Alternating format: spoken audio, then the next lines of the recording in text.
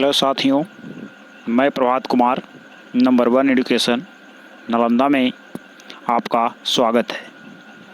मैं आज क्लास 10वीं के लिए टोटल 25 प्रश्न लेकर उपस्थित हुआ हूं, जो विषय का नाम है साइंस। और सभी साइंस में मतलब फिजिक्स हो गया, केमिस्ट्री हो गया, बायो हो गया, तीनों सब्जेक्ट से मिलाकर मैं आपके लिए कुछ महत्वपूर्ण प्रश्न लेकर उपस्थित हुआ हूं, जो बहुत VVI है, जो आपके एग्ज़ाम के लिए बहुत उपयोगी होगा। चलिए शुरुआत करते हैं। पहला प्रश्न है, जल क्या है? जल क्या है? देखिए जल क्या है। पहला ऑप्शन है जल एक यौगिक है,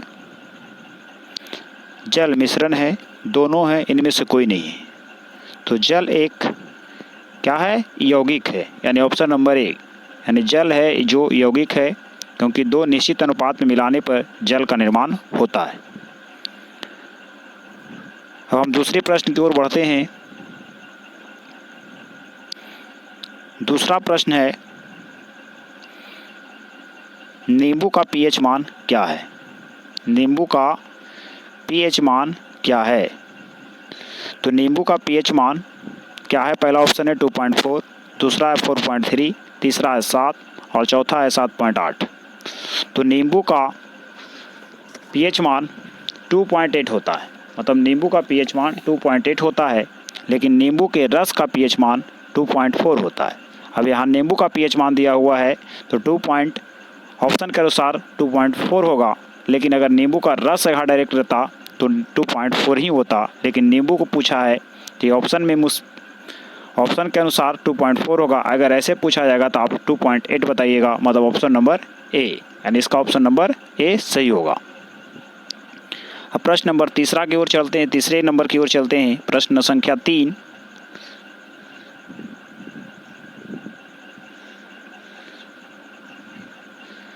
क्या करा? प्रकाश की किरणें गमन करती है। प्रकाश की किरणें गमन करती है। पहला ऑप्शन सीधी रेखा में, टेढ़ी रेखा में, किसी भी दिशा में, उपयुक्त सभी।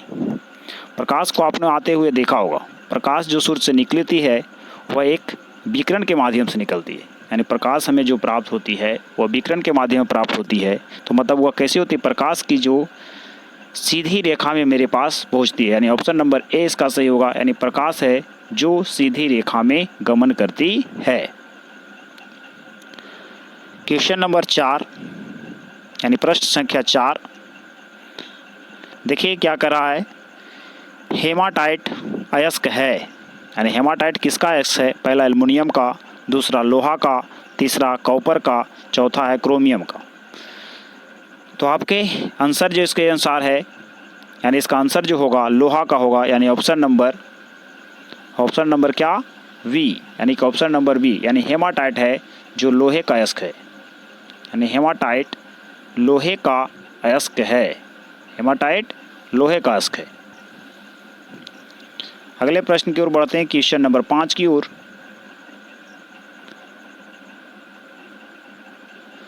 पाँच आपका क्वेश्चन नंबर है कि एक वयस्क मनुष्य के कितने दांत होते हैं? 28, 30, 32, 34। हम लोग जानते हैं कि ऐसे मनुष्य को 32 दांत होते हैं, लेकिन पूछ रहा है वयस्क मनुष्य के दांत होते हैं जो 34 होते हैं। अगर आपका ऑप्शन आएगा तो आप इसमें 32 भी डाल सकते हैं और 34 भी हो सकता है, लेकिन यहाँ ऑप्शन दोनों है। लेकिन इसके अनुसार जो आंसर दिया है या आंसर है वह आंसर इसका होगा 34। ऐसे मनुष्य का जो होता है 32 दांत होता है, यानी 32 दांत होते हैं।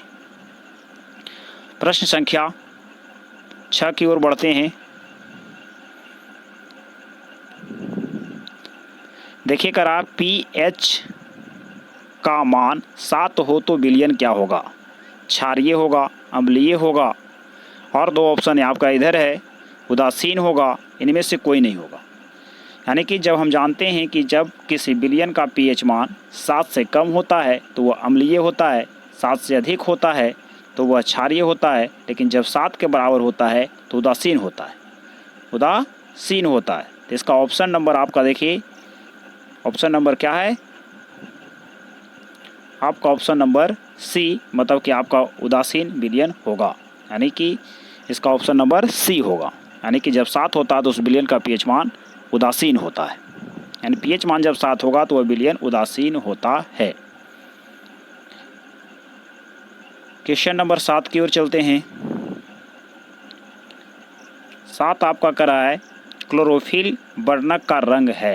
क्लोरोफिल वर्णक का रंग है, यानी कि जब क्लोरोफिल जिसमें पाया जाता है, हम लोग जानते हैं कि पौधे के पत्तियों में क्लोरोफिल पाया जाता है, जिसके कारण उसके पत्ते का रंग क्या होता है, हरा होता है। मतलब क्लोरोफिल का रंग आपका क्या होगा, हरा होगा।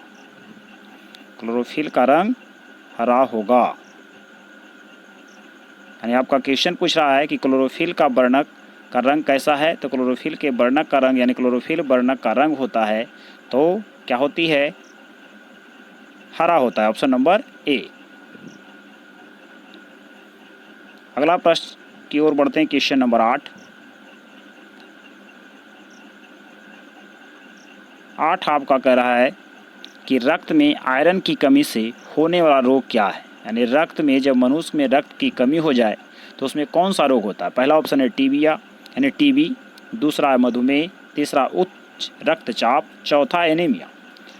अगर रक्त की कमी हो जाती है तो उसे एनीमिया रोग होता है, यानी जिसे रक्त की कमी को ही बोला जाता है एनीमिया रोग। यह रोग हो जाती है जो महिलाओं में सबसे ज़्यादा देखने को मिलता है। क्वेश्चन नंबर 9 की ओर बढ़ते हैं। करा पीत रस का स्रावित कहाँ से होता है, यानी स्रावित यानी पीत रस कहाँ से निकलता है। पहला ऑप्शन है अग्नाशय, यकृत, छोटी आंत, इनमें से कोई नहीं। यानी अगर पीत रस जो होती है, पीत रस यकृत से निकलता है। कहाँ से, यकृत से। यकृत से निकलता है, जिसके कारण हमें भोजन पचाने में मदद करती है। Question number 10। करा विभव का एसआई मात्रक क्या होता है। किसका, विभव का, यानी विभव का एसआई मात्रक क्या होता है। आपका प्रश्न थोड़ा सा ढक गया है, थोड़ा सा पीछे की ओर कर देते हैं। विभव का एसआई मात्रक क्या होता है, वोल्ट, ओम, कूलाम, एम्पियर। तो विभव का एसआई मात्रक क्या होता है, वोल्ट होता है, यानी ऑप्शन नंबर ए। यानी विभव का एसआई मात्रक पूछा जाए तो volt. Question number 11। Question number 11 का रहा कि चुंबकीय फ्लक्स का मात्रक क्या है, यानी चुंबकीय फ्लक्स का एसआई मात्रक क्या है। तो चुंबकीय फ्लक्स का एसआई मात्रक होता है, पहला ऑप्शन है आपका वेबर प्रति मीटर स्क्वायर, दूसरा है वेबर मीटर, तीसरा है वेबर, इनमें से कोई नहीं। तो आपका आंसर होगा वेबर, यानी option number C. Question number 12 की ओर चलते हैं। क्वेश्चन नंबर 12 आपका क्या कह रहा है,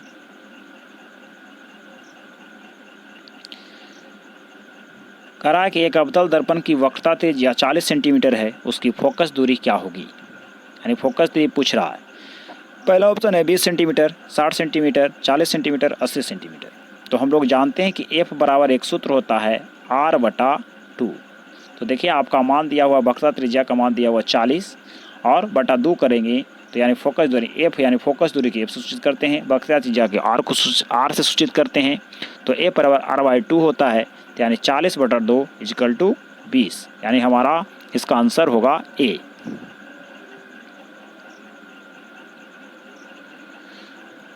क्वेश्चन नंबर 13 क्या कहता है, 13 देखते हैं। सामान्य नेत्र के लिए दूर बिंदु क्या है।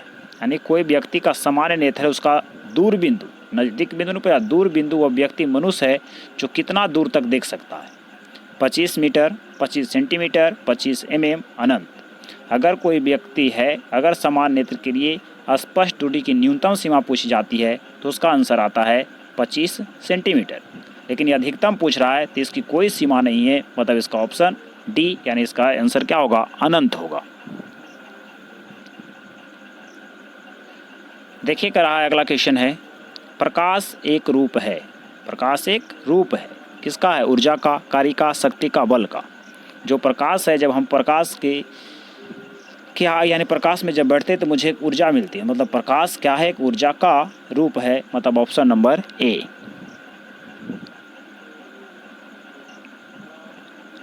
क्वेश्चन नंबर 15 है कि नेत्र गोलक का व्यास लगभग क्या है। नेत्रगोलक, जो हमारे आँख में नेत्रगोलक पाया जाता है, उसका व्यास कितना होता है। यानी नेत्रगोलक का व्यास पूछा जाए तो इसका आंसर है यानी 2.3 सेंटीमीटर होता है, यानी ऑप्शन नंबर बी। अब क्वेश्चन नंबर 16, क्वेश्चन नंबर 16 क्या कह रहा है आपका,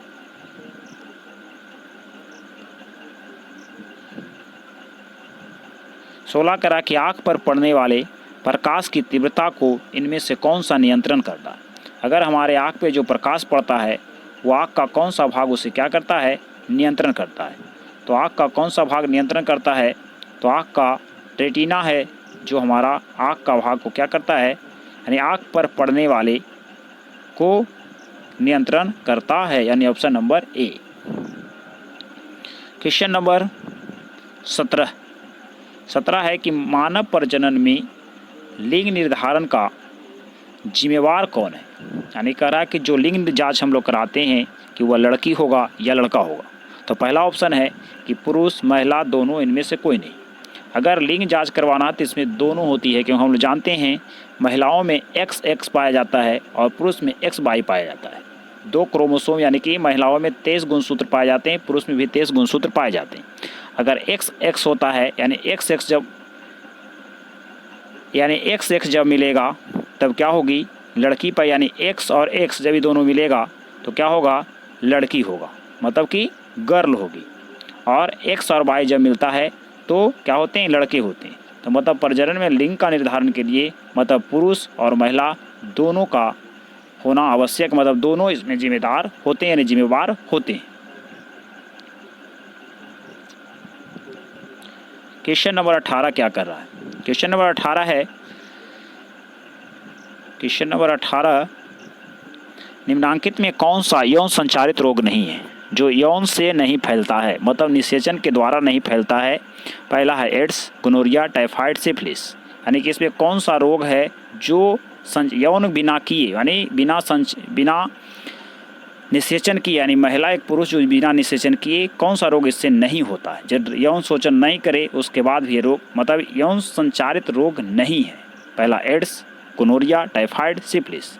अगर इसका, क्योंकि एड्स जो होता है वह यौन संचारित रोग होता है, क्योंकि एड्स होता है जो यौन से होता है, गोनोरिया भी होता है तो एड्स से होता, मतलब कि यौन से होता है, सिफिलिस भी होता है तो यौन से होता है, टाइफाइड जो होता है जो यौन संबंधित रोग नहीं है, यानी ऑप्शन नंबर इसका सी।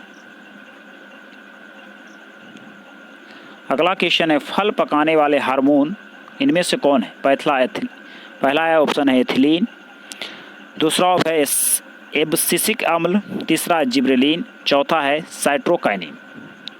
यानी कि फल को पकाने के लिए हम किस अम्ल का प्रयोग करते हैं, यानी फल को पकाने के लिए हम लोग किस अम्ल का प्रयोग करते हैं। तो फल को पकाने के लिए हम लोग एथिलीन का प्रयोग करते हैं। इसके कारण आंसर ऑप्शन नंबर आपका ए होगा, ऑप्शन नंबर ए। अब देखिए क्वेश्चन नंबर 20 करा है कि हीरा और ग्रेफाइट किसके अपरूप हैं। तो हीरा और ग्रेफाइट गंधक के, लोहा के, कार्बन के, सोना के। हम लोग जानते हैं कि कार्बन के मुख्य रूप से 2 अपरूप होते हैं, हीरा और ग्रेफाइट। लेकिन कार्बन के मुख्य रूप से 2 ही होता है, लेकिन एक और पढ़ना होता है, 3 अपरूप दिया जाता है। कितना अपरूप, 3। यानी कार्बन के, इसका आंसर क्या होगा, कार्बन। एक होता है हीरा, एक ग्रेफाइट, एक होता है फ्लूरीन। फ्लूरीन होता है जो आपका हीरा यानी कार्बन का 3 अपरूप, कहीं कहीं आपको आंसर मिलेगा। अगला क्वेश्चन है, चांदी की परमाणु संख्या क्या है। आपका पीरियोडिक टेबल में पूरे आपको लिखा हुआ रहता है कि चांदी का, सल्फर का, लोहा का यानी Fe का, एल्युमिनियम का, सब का परमाणु संख्या दिया होता है। तो चांदी का संकेत होता है, क्या होता है, Ag। इसका परमाणु संख्या होता है 47, यानी option number A. Question number 22 करा, कौन सा पदार्थ लाल लिटमस को नीला कर देता है। यानी कौन सा पदार्थ लाल लिटमस पत्र को नीला कर देता है। एक अम्ल, क्षार, लवण, इनमें से कोई नहीं। हम लोग जानते हैं कि लाल लिटमस पत्र को नीला करने वाला जो पदार्थ होता है वह क्या कहलाता है, क्षार कहलाता है, वह क्षार कहलाता है।